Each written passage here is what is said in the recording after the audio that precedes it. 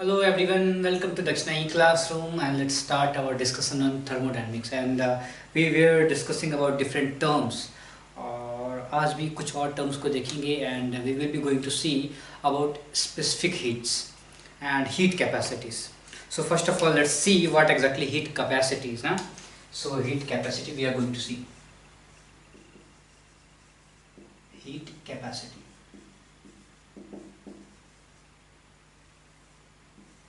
इसको डिनोट करते हो किससे? C से. Heat capacity किससे डिनोट करते हो? C से. Okay. So what is heat capacity? It is the amount of heat required. It is the amount of चाहे तो अपने को सारे लोग लिख सकते हो. It is the amount of heat required to raise the temperature of substance. It is the amount of heat required to raise the temperature of any substance of given mass by 1 degree centigrade.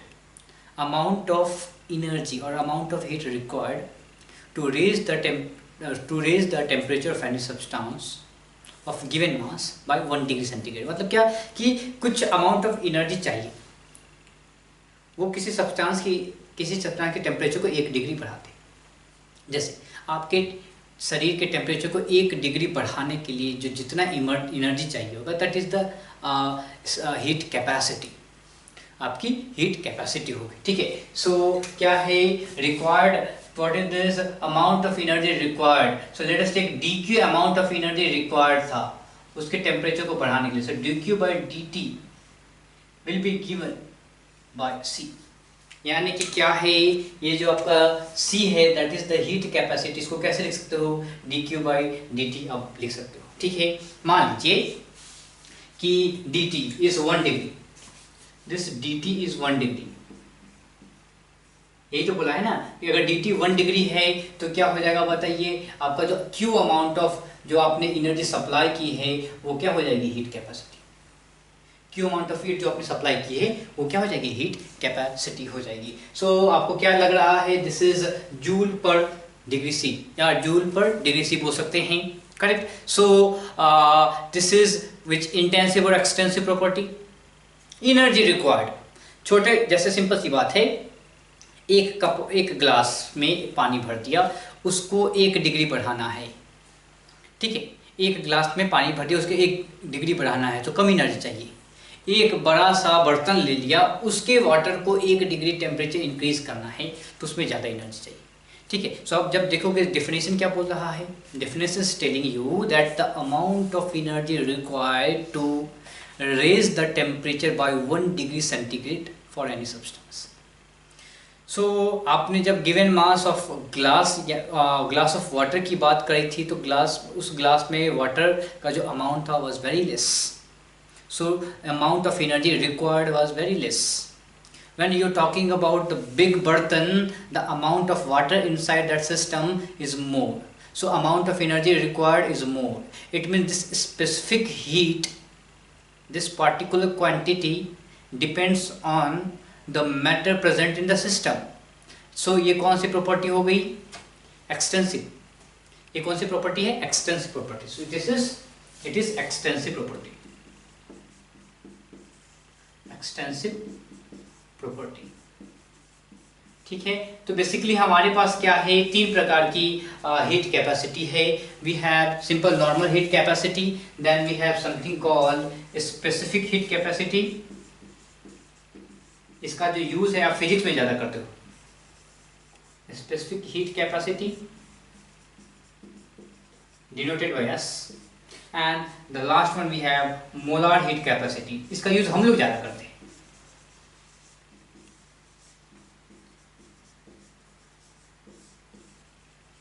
ठीक है. Molar heat capacity. तो चलिए शुरू करते हैं. किसकी? Specific heat capacity की बात करते हैं.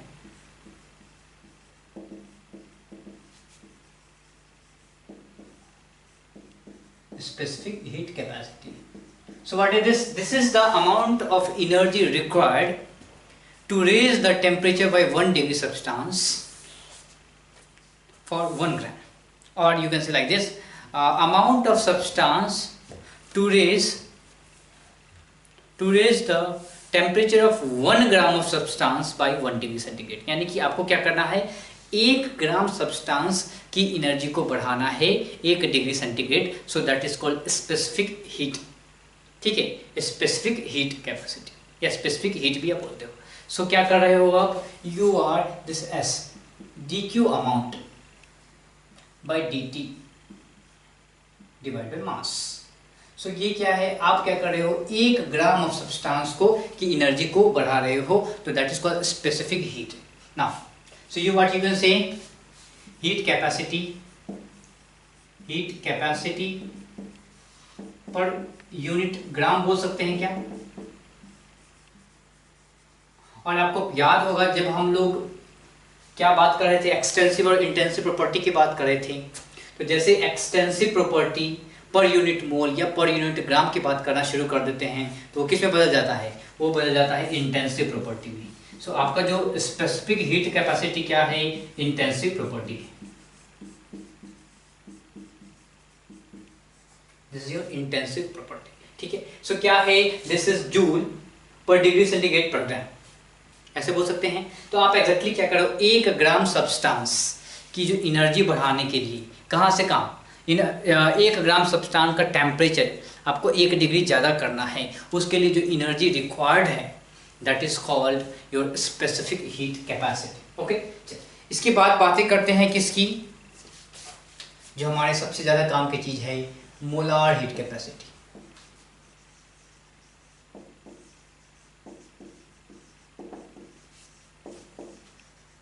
Okay, molar heat capacity. और ये मोलार हीट कैपेसिटी क्या है, same this is specific heat capacity per unit gram. Molar heat capacity is heat capacity per unit mole. ठीक है, so again this is per unit mole, ये indicate कर रहा है कि ये क्या है, एक इंटेंसिव प्रॉपर्टी। क्या है, इंटेंसिव प्रॉपर्टी। ठीक है, यानी कि ये जो मैटर है, मैटर के अमाउंट पे निर्भर नहीं करता है। ठीक है, तो ये मैटर के अमाउंट पे निर्भर नहीं करता है और इसका यूनिट क्या हो जाएगा बताइए, जूल पर डिग्री सेंटीग्रेड पर मोल। क्लियर, इसका क्या यूनिट होगा, जूल पर डिग्री सेंटीग्रेड पर मोल। ठीक है, अब जब आप मोलार हीट कैपेसिटी की बात करते हो तो जनरली हम 2 प्रकार की मोलार हीट कैपेसिटी पढ़ते हैं। कौन कौन से हमने पढ़ भी रखी, नहीं हमने देखा भी है, ऐसा कुछ हमने देखा भी है। क्या देखा है, जब आपका कांस्टेंट प्रेशर होता है और जब आपका कांस्टेंट वॉल्यूम होता है। तो जब आपका कांस्टेंट प्रेशर होता है तो आप बोलते हो CP, molar heat capacity at constant pressure. जब आपका कांस्टेंट वॉल्यूम होता है तो यू से CV, molar heat capacity at constant volume. ठीक है, और इन दोनों के बीच एक रिलेशन होता है that Cp minus Cv is equal to R, universal gas constant. आपको ये थोड़ा सा याद रहना चाहिए क्योंकि कभी कभी सिंपली आ जाता है इनमें से कौन सा रिलेशन है आपके Cv और Cp के बीच में। सो मोलार हीट कैपेसिटी क्या हो जाएगा आपका, Cp minus Cv is equal to R। अब जनरली आप C की ही बात, ये Cp Cv की ही बात करते रहेंगे। स्पेसिफिक हीट की का जनरली यूज़ जो है आप केमिस्ट्री में जिसके प्रॉब्लम्स नहीं होते हैं, जनरली फिजिक्स में इसके प्रॉब्लम्स पूछे जाते हैं। Clear, okay. अब इसके बाद में एक और एक सिंपल सा टर्म जो है आप लोगों को बताना चाहूँगा, दैट इज पॉइजन्स रेशियो। इसकी भी बातें शायद हमने करी है कहीं ना कहीं, that is denoted by gamma and what is this gamma is equal to Cp by C। ठीक है, तो ये थोड़ा सा आपको पता होना चाहिए, बेसिक 2-3 चीजें आपको पता होना चाहिए। इसके बाद हम बात करते हैं किसकी, डिग्री ऑफ फ्रीडम की। चलिए थोड़ा सा मैं समराइज कर दूं एक्जेक्टली हमने क्या क्या सीखा अभी 5 मिनट के अंदर जो भी सीखा है। हीट कैपेसिटी क्या होता है, हीट रिक्वायर्ड। जैसे कोई भी सब्सटेंस है, जैसे ये मान लीजिए डस्टर है, तो इस पार्टिकुलर डस्टर का जो टेम्परेचर मान लीजिए 25 डिग्री सेंटीग्रेड है, 25 से 26 करना है, तो जो अमाउंट ऑफ हीट है 25 से 26 करने में लगा, that is called the heat capacity of the substance. मान लीजिए क्या है आपका, ये बड़ा सा, ये छोटा डस्टर है, एक बड़ा सा डस्टर है। उस बड़े से डस्टर की हीट बढ़ाने की, उसके टेम्परेचर को बढ़ाने के लिए 25 से 26 करने के लिए ज़्यादा अमाउंट ऑफ हीट लगेगा। तो हीट कैपेसिटी हमें समझ में आया कि दिस इज एक्सटेंसिव प्रॉपर्टी। इसके बाद हमने हीट कैपेसिटी का एक और प्रकार होता है, that is specific heat capacity. वो क्या बोलता है कि हीट तो बढ़ाइए किसी भी सब्सटेंस का 1 degree centigrade, but let's be specific, let's talk about some mass. उन्होंने बोला 1 ग्राम की बात कीजिए। अगर आप 1 ग्राम की बात कर लेंगे तो मान लीजिए 1 ग्राम सब्सटेंस का टेम्परेचर 25 से 26 करने में 10 जूल लगा, तो 2 ग्राम का लगेगा 20 जूल, 3 ग्राम का लगेगा 30 जूल, करेक्ट? ऐसे कर सकते हैं। तो कैलकुलेशन आसान करने के लिए उन्होंने एक नया स्पेसिफिक हीट कैपेसिटी की बात की। ठीक है, ये तो आप फिजिक्स में ऐसे पर ग्राम, क्योंकि मास की बात करते हैं तो हमने पर ग्राम की बात की। फिर क्या हुआ, केमिस्ट्री वालों ने बोला कि भैया हम लोग गैसेस मॉलिक्यूल्स की बात करते हैं, हम लोग नंबर ऑफ मोल्स की बात ज़्यादा करते हैं। तो केमिस्ट्री वालों ने बोला कि ठीक है, हम लोग एक नया हीट कैपेसिटी की बात करते हैं, that is called molar heat capacity. Physics वालों ने पर ग्राम की बात की है, तो हम लोग पर मोल की बात करते हैं, थोड़ा सा कन्वीनियंट है हमारे लिए। तो जो हीट कैपेसिटी है, amount of heat required to raise the temperature for 1 mole. 1 mole के लिए 1 डिग्री सेंटीग्रेड अगर टेम्परेचर इंक्रीज करना है तो कितना एनर्जी लगेगा, that is called molar heat capacity. और मोलार हीट कैपेसिटी हमारे पास 2 प्रकार के हैं, एक कांस्टेंट प्रेशर पे है और एक कांस्टेंट वॉल्यूम पे है। और उसके बीच का रिलेशन आपको Cp - Cv = R है, इसको निकाला भी जा सकता है, बट फॉर द टाइमिंग आप इसको याद कर लो। सिमिलरली आपके पास पॉइजन रेशियो, गामा की बातें हमने कर भी रखी है पहले भी, पर गामा क्या होता है, Cp/Cv होता है। चलिए इसको जल्दी से आप छापिए, फिर हम लोग बात करने जा रहे हैं डिग्री ऑफ फ्रीडम की। ठीक है, तो डिग्री ऑफ फ्रीडम की बात करेंगे, पहले इसे आप जल्दी से नोट कीजिए अपने टेक्स्ट बुक में, अपने नोटबुक में इसको जल्दी से नोट कीजिए। ठीक है, ओके।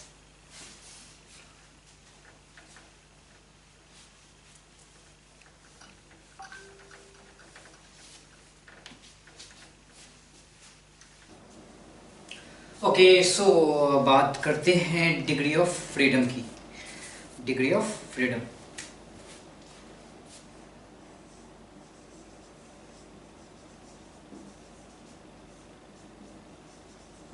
डिग्री ऑफ फ्रीडम ये है क्या, इसकी बातें कर लेते हैं।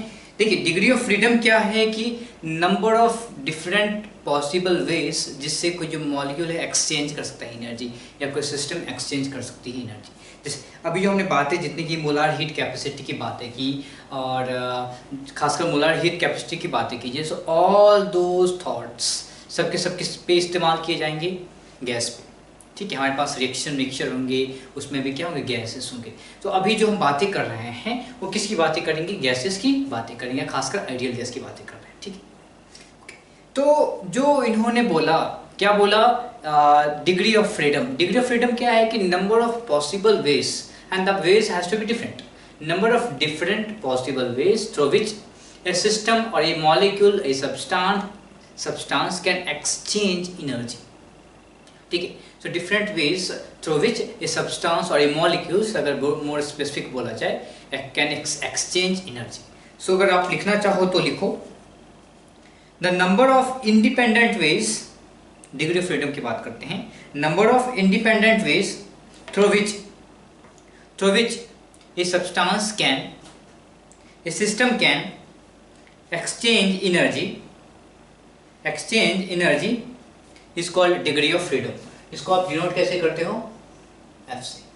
ठीक है, सो जैसे क्या है, इंडिपेंडेंट वेज इन्होंने बोला। ठीक, इंडिपेंडेंट वेज बोला, तो इंडिपेंडेंट का मतलब क्या है, जैसे मैं चल रहा हूँ, ठीक है, चल रहा हूँ वन थिंग, और साथ ही साथ हाथ को ऐसे कर सकता हूँ। सो बोथ है इंडिपेंडेंट वेज, करेक्ट।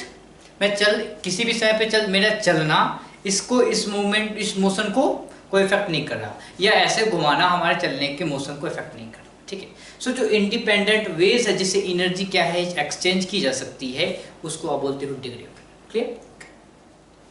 तो आपके पास ऐसे कौन कौन से मेथड है, या आप कौन कौन से वेज हैं जिससे आप एनर्जी का एक्सचेंज किया जा सके। सो आप खासकर यहाँ पे हम मोशन की ही बात करेंगे, मोशन के आधार पे कैसे कैसे मॉलिक्यूल्स जो हैं वो अपने एनर्जी को एक्सचेंज करते हैं। सो सबसे पहले तो है translational motion.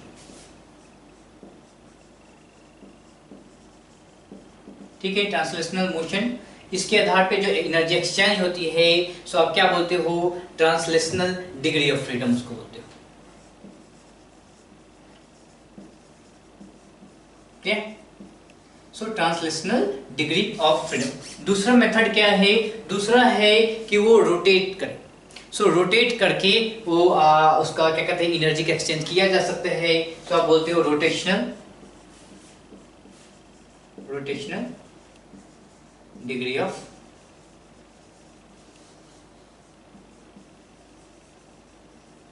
Okay. Then third क्या है, थर्ड टाइप है vibrational degree of freedom. Okay, so ये तीन डिफरेंट वेज हैं जिसके आधार पे, जिस तरीके से क्या है कोई भी मॉलिक्यूल जो है अपनी एनर्जी को क्या कर सकती है, एक्सचेंज कर सकती है। ठीक है, ओके। सो अब आपको समझ में आया कि एग्जैक्टली डिग्री ऑफ फ्रीडम है क्या, तरीका, कितने डिफरेंट इंडिपेंडेंट वेज, इंडिपेंडेंट, एक दूसरे के साथ वो मेल नहीं होना चाहिए। जैसे X axis, Y axis and Z axis सबके सब इंडिपेंडेंट है। सिमिलरली क्या है कि ये इंडिपेंडेंट वेज होंगे जिससे एनर्जी का एक्सचेंज होगा, उस नंबर को आप बोलते हो डिग्री ऑफ फ्रीडम। और इससे पहले मैंने बात करी, बोला आपको कि ये जो चीज़ें हम पढ़ रहे हैं वो क्या होता है, वो सबका सब होता है क्या, आइडियल गैस के लिए। अभी जो हम चीज़ें पढ़ रहे हैं, अभी जो हम चीज़ें जनरली अप्लाई की जाएगी आइडियल गैस के लिए आपके केस में। ठीक है, सो सबसे पहले आइडियल गैस की बात करें तो आप उसको तीन तरीके से पढ़ते हो। आइडियल गैस आप बोलोगे सर आइडियल गैस है, आइडियल गैस है तो आप बोलोगे इसमें हम मोनो एटॉमिक गैस और डायटोमिक गैस और ट्राइएटॉमिक गैस की भी बातें करेंगे, तो थोड़ा सा मोर, थोड़ा सा आइडियल गैस हल्का सा हटते हैं। हाँ, चीज़ों को थोड़ा सा वही लिखते हैं कि आइडियल गैस में जो स्फीयर था तो हम स्फीयर मान के चलेंगे, ये सारी चीज़ें हैं, सारे एजम्पशंस नहीं यहाँ पे। आप क्या है, अपने को एप्लीकेशन पार्ट है, अपने को समझना है, क्या समझना है कि एक्जैक्टली डिग्री ऑफ फ्रीडम कहाँ पे अप्लाई किया जा रहा है। ठीक है, तो अपने जो गैसेस मॉलिक्यूल्स हैं एक्चुअली हम उसकी बातें करना चाह रहे हैं। ठीक है, आइडियल गैस के काम इसलिए करते हैं, आइडियल गैस से हमारे चीज़ों को थोड़ा सिंप्लीफाई हो जाता है, इसलिए हम आइडियल गैस मानते हैं। ठीक है, कहीं कहीं पे आपने देखा होगा जब हमने जो हल्का सा डेरिवेशन किया था वहाँ पे आइडियल गैस माना था। ठीक है, तो ये जो चीज़ें हैं वो गैसियस मॉलिक्यूल्स के लिए। ठीक है, गैसियस मॉलिक्यूल्स के लिए। ओके, तो गैसियस मॉलिक्यूल्स क्या है, वो ट्रांसलेशनल मोशन होता है गैसियस मॉलिक्यूल्स का, वो रोटेट भी कर सकता है, वो वाइब्रेट भी कर सकता है, और उस तरीके से वो डिफरेंट उसके इंडिपेंडेंट वेज हैं जिससे वो एनर्जी आराम से एक्सचेंज कर सकता है। तो हम एक करके सारे गैस मॉलिक्यूल्स को देखेंगे, पहले गैस मॉलिक्यूल्स को एक भागों में बांटेंगे, फिर देखेंगे कैसे उसको पढ़ना है।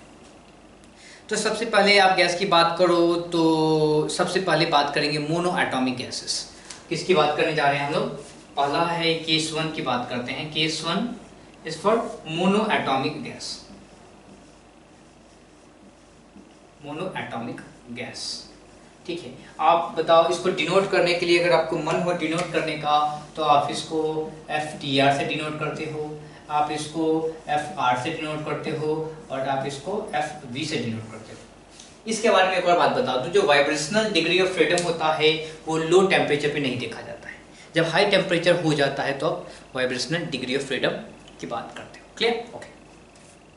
और जब बात कर रहे हैं मोनो एटॉमिक गैस की, तो मोनो एटॉमिक गैस का क्या मतलब है, this is your mono atomic gas. Clear, so अब आप बताइए, ये एक जो बॉल है, ये बॉल क्या हो सकता है, 3D मोशन में जा सकता है, यानी कि x डायरेक्शन, y डायरेक्शन और z डायरेक्शन में ये घूम सकता है, यानी इसके पास 3 डिग्री ऑफ फ्रीडम है। 3 डिग्री ऑफ फ्रीडम कौन सा, translational degree of freedom, translational degree of freedom, यानी कि 3 डायरेक्शन में वो दौड़ सकता है, इसीलिए उसके पास 3 ट्रांसलेशनल डिग्री ऑफ फ्रीडम है। सो क्या बोलोगे, मोनो एटॉमिक गैस के लिए FTR क्या हो जाएगा, 3 हो जाएगा। ओके, देन अब बात किसकी करते हैं, रोटेशनल डिग्री ऑफ फ्रीडम की। तो आप बोलोगे सर क्या, मैं पूछता हूँ कि क्या ये जो बॉल है, ये जो एटम है, या जो भी आपका मॉलिक्यूल है, क्या वो रोटेट करेगा, रोटेट करेगा। बहुत सारे लोग बोलेंगे हाँ सर जी क्यों नहीं रोटेट करेगा। तो मैं पूछता हूँ हरभजन जी जो हमारे हैं वो क्या कराते हैं, ऑफ रोटेट करवाते हैं या आपका लेग रोटेट करवाते हैं? आप बोलोगे सर वो स्पिन कराते हैं। यस, स्पिन कराते हैं। वो क्या करते हैं, बॉल को स्पिन कराते हैं, यानी कि बॉल जो है इसके अपने एक्सिस पे रोटेट क्या होता है, घूमता है, उसको आप रोटेट नहीं बोल सकते। रोटेशन के लिए क्या होना चाहिए, एक एक्सटर्नल एक्सिस होना चाहिए, रोटेशन के लिए एक एक्सटर्नल एक्सिस होना चाहिए। पर ये बंदा क्या होता है, यहीं पे घूमता है, अपने ही एक्सिस पे घूमता है। अपने ही एक्सिस पे घूमता है, तो आप इसको रोटेशन नहीं बोल सकते हो। इसीलिए जो मोनो एटॉमिक गैस है उसके लिए जो आपको रोटेशनल डिग्री ऑफ फ्रीडम होता है वो क्या होता है, 0 होता है। और आप लो टेम्परेचर की बात कर रहे हो तो एफ बी भी 0 होगा। तो एफ टोटल क्या हो जाएगा बताइए, एफ टोटल हो जाएगा 3 + 0 + 0 दैट इज इक्वल टू क्या हो जाएगा, 3। ओके, अब यहाँ से जो चीजें हैं कुछ उसको थोड़ा सा याद करना होगा कि अगर डिग्री ऑफ फ्रीडम 3 है तो हमेशा याद रखिए क्या कि CV इज इक्वल टू क्या होता है ये बताइए, FR/2। तो क्या हो गया, CV की वैल्यू हो गई 3R/2। CP की वैल्यू क्या होती है, CP की वैल्यू होती है CP - CB, याद होगा तो CV + R। सो बताइए CV + I यानी कि 3R/2 + R that is equal to 5R/2। And do you remember we have something called gamma, ठीक है। गामा क्या था बताइए, गामा था CP/CV। So what do we have CP value? We have CP. So 5R/2 divided by 3R/2. So this is coming to be 5/2। Actually क्या है 5/2 है, ये मैं आपको याद करने के लिए नहीं बोलूँगा, एक बेसिक छोटा सा फॉर्मूला देता हूँ गामा के लिए। गामा के लिए क्या फॉर्मूला होता है, इसको याद करना ज़्यादा आसान है compare to all other thing, 2/f। Gamma is equal to क्या है, 1 + 2/f। मतलब कि 1 + 2/f का मतलब f is for total degree of freedom की बात कर रहा है, जो हमने निकाला है, this is 3 for mono atomic gas. तो जैसे ही मैंने आपको मोनो एटॉमिक गैस बोल दिया, आपको क्या समझ में आ जाएगा, what is the CP value, what is the CV value, what is the gamma value. ये 3 चीज़ें आपके दिमाग में तुरंत आ जानी चाहिए, ठीक है। जैसे ही मैंने मोनो एटॉमिक गैस बोला, you should know that degree of freedom for the mono atomic gas is 3 and that's why CV value is FR/2 that is 3R/2। Then CP value क्या होता है, CV + R that is 5R/2। और gamma की value क्या होती है, CP/CV निकाल सकते हैं। क्लियर, ये चीजें क्लियर हैं। चलिए आगे बात करते हैं, हमने केस 1 की बात कर ली है, अब बात करते हैं किसकी, केस 2 की बात करते हैं। What do we have case 2 here, diatomic gas.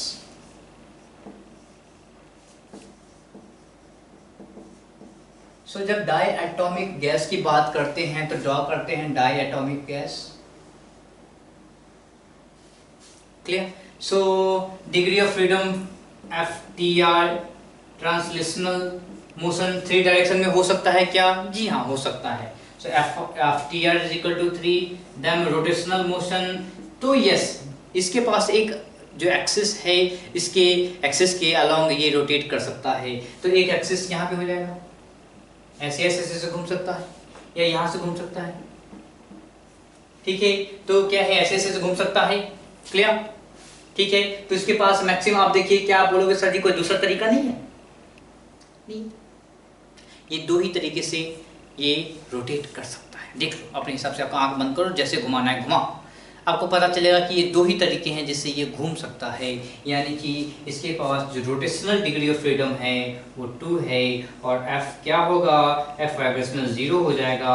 F total क्या हो जाएगा बताइए, F टोटल हो जाएगा 3 + 2 + 0 that is equal to 5।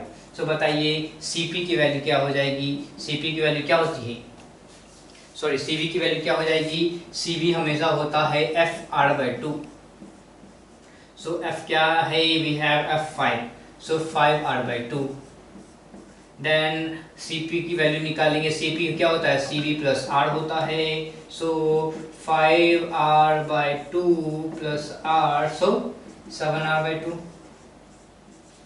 Gamma की वैल्यू क्या होती है, 1 + 2/f। F की वैल्यू 5 है, तो क्या हो जाएगा बताइए, इधर चलेगा 7/5 and this is equal to CP/CV। कर सकते हैं क्या, कर सकते हैं ऐसे, ओके। तो ऐसे कर सकते हैं। इसके बाद बात करते हैं हम केस 3 की। केस 3 में क्या है आपका, केस 3 में है आपका ट्राई एटॉमिक और poly atomic, poly atomic, poly और ट्राई एटॉमिक। ठीक है, इसमें पहला पार्ट है आपका कि जब आपका ट्राई एटॉमिक गैस कैसा कैसा होता है, CO2 जैसा भी हो सकता है, ओजोन जैसा हो सकता है। CO2 मतलब कि लीनियर, तो पहले बात करेंगे लीनियर मॉलिक्यूल के बाद, linear try atomic. Linear try atomic की बात करते हैं तो थोड़ा देख लें, CO2 ही ड्रॉ कर लेते हैं, CO2, तो FTR क्या होगा, 3 तो होगा ही, FR क्या हो जाएगा, एक ऐसे रोटेट कर सकता है, एक ऐसे रोटेट कर सकता है, तो क्या हो जाएगा बताइए, 2 हो सकता है। तो जब ये 2 हो सकता है तो देखिए सारी चीजें किसकी तरफ हो गई, ये हो गई आपका F2 हो गया, F वाइब्रेशनल 0 हो जाएगा, FT यानी कि total degree of freedom is equal to क्या हो जाएगा, 3 + 2 + 0 एंड दिस इज 5। सो क्या हो जाएगा बताएंगे, CV वैल्यू क्या हो जाएगी, 3F/2, so this is 5R/2, CP is equal to R plus CV, so this is 7R/2, then gamma क्या होता है, gamma होता है CP/CV, that is equal to 1 plus F/2 होता है, that is equal to 7/5 होता है। ठीक है, ये बातें हो गई यहाँ तक की। अब पार्ट 3 की हमने दूसरा जो पार्ट है उसकी बात करें, non linear molecule, non linear triatomic, non linear triatomic. याद करने की जरूरत नहीं है, आपको प्रैक्टिस करनी ही पड़ेगी, इसमें कोई आपको आपका सब्स्टिट्यूशन नहीं है, आपको प्रैक्टिस तो करनी ही पड़ेगी। ठीक है, चलिए, तो हम बात किसकी कर रहे हैं, हम बात कर रहे हैं ट्राइएटॉमिक की। ठीक है, तो जब ट्राइएटॉमिक की बात करेंगे तो क्या होगा, ट्राइएटॉमिक की बात करते हैं किसका, नॉन लीनियर का, तो ओजोन बना ले, कैसा भी ये भी बना ले, क्या ही फर्क पड़ता है। ओके, तो थोड़ा साफ करना पड़ेगा यहाँ पे आपके लिए।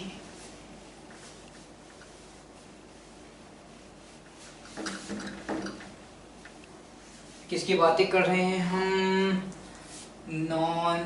Non linear try atomic gaseous molecule. Okay, so we have ABA, तो F ट्रांसलेशनल क्या हो जाएगा, 3 तो रहेगा ही, असली प्रॉब्लम है F रोटेशनल निकालने का। तो आप बोलोगे कि एक B के अलॉन्ग घूम लेगा, AB घूमता चला जाएगा, ठीक है क्या, एक B के अलॉन्ग रखा, ऐसे रखा, तो ऐसे ऐसे ऐसे घूमने लगा, B और A साथ में घूमने लगा, फिर A के अलॉन्ग क्या है, दोनों B घूमेगा, और एक इस B के अलॉन्ग क्या करेंगे, ऐसे घुमाएंगे, यानी कि सिर्फ B घूमेगा। ठीक है, समझ रहे हैं, ये B ने क्या किया, इस B ने A और B दोनों को घुमाया, A और B दोनों घुमा, A के अलॉन्ग तो दोनों B घूम रहा है, और इस B के अलॉन्ग क्या हो रहा है कि सिर्फ B घूम रहा है। ठीक है, तो तीनों जो रोटेशन है वो अलग अलग रोटेशन है, जिसके कारण आप क्या बोल सकते हो कि FR यानी डिग्री ऑफ फ्रीडम, यानी रोटेशनल डिग्री ऑफ फ्रीडम इसके क्या होगा, 3 होगा। सो FB क्या होता है, 0 होता है, F टोटल क्या हो जाएगा, 3 + 3 0, सो टोटल 6 हो गया, टोटल 6 है, तो CV की वैल्यू आ जाएगी, बताइए FR/2 होती है CV की value, so 6R/2 that is 3, then CP की वैल्यू होती है R + CV, so this is 3R + R, that is equal to 4R, and what is gamma, gamma is equal to CP/CV, that is equal to क्या होगा, 4/3, and that is equal to क्या होता है, 1 + 2/F, F की value क्या है, 6 है, 2/6, 1/3 ऊपर चले जाएगा, 4/3। ठीक, तो इस तरीके से आप आराम से कर सकते हो। मैंने जो लिखा है इस पार्टिकुलर थिंग को अगर आप रिपीट करो कम से कम 3 या 4 बार अपने ही नोटबुक में, 2 बार देख के, फिर इसके बाद कोशिश कीजिए याद करके, फिर से आप लिखने का कोशिश कीजिए, तो आपकी राइटिंग प्रैक्टिस बहुत ज़्यादा होनी चाहिए। जितने ज़्यादा लिखोगे उतने ज़्यादा ये प्रैक्टिस करोगे, और उतने ज़्यादा प्रैक्टिस करोगे उसके बाद आपको याद हो जाएगा। आप बोलोगे बैठ के आँख बंद करके याद करने की जरूरत नहीं है, ठीक है, याद करने की जरूरत नहीं है, आपको लिखने की, जितना ज़्यादा लिखोगे उतना ज़्यादा इसकी प्रैक्टिस होगी। जल्दी से छापिए इसे।